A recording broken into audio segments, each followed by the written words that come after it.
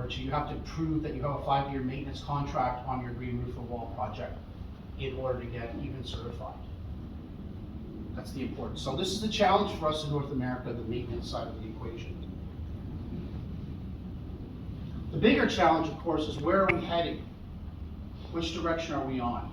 It seems to me, having spent the last 3 days in Singapore, that you guys are very much heading off down the green path right now, and I congratulate you for that.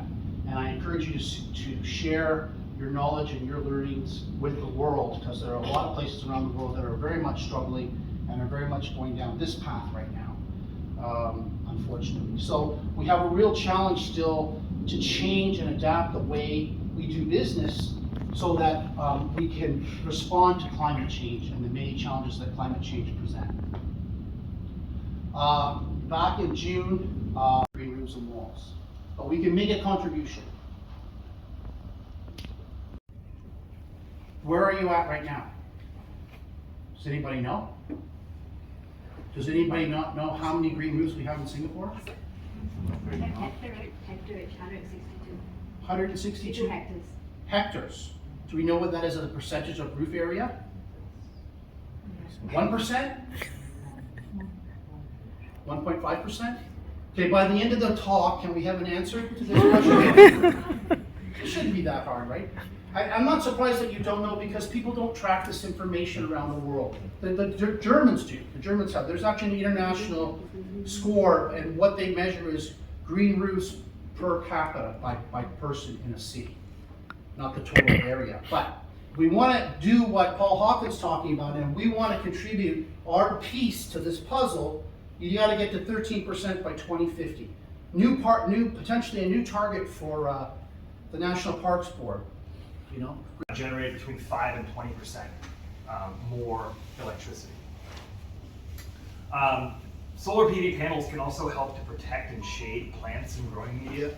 And what that does is it can help to reduce dryness, help to reduce evapotranspiration, and it can also help to create some microhabitats, microclimates, and niches that can support biodiversity on green roofs.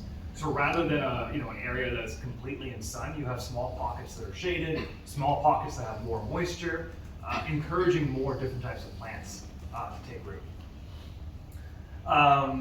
Also, the racking and support systems for solar PV panels often need to penetrate the waterproofing membrane, which creates a point of failure. There are now solar PV green roof integrated systems where the green roof layers act as a ballast to hold down the solar panels so that you don't need to penetrate that waterproofing membrane. So what that means is you're saving money, you're saving the hassle of mechanically fastening those solar panels to the roof, and you are eliminating a point of failure in your roof waterproofing. And because green roofs also increase the lifespan of your waterproofing membrane, that means that you are you're moving and removing solar panels to replace that waterproofing membrane much less frequently. It means there's less downtime and less maintenance for solar panels. So very complementary systems, and we're seeing more and more integrated solar green roof systems being implemented across the world. The heat island is another. As much benefit out of your roof as you possibly can. The other thing that's happening, policy in Toronto. We're not doing badly. We could be doing better, but we're not doing badly.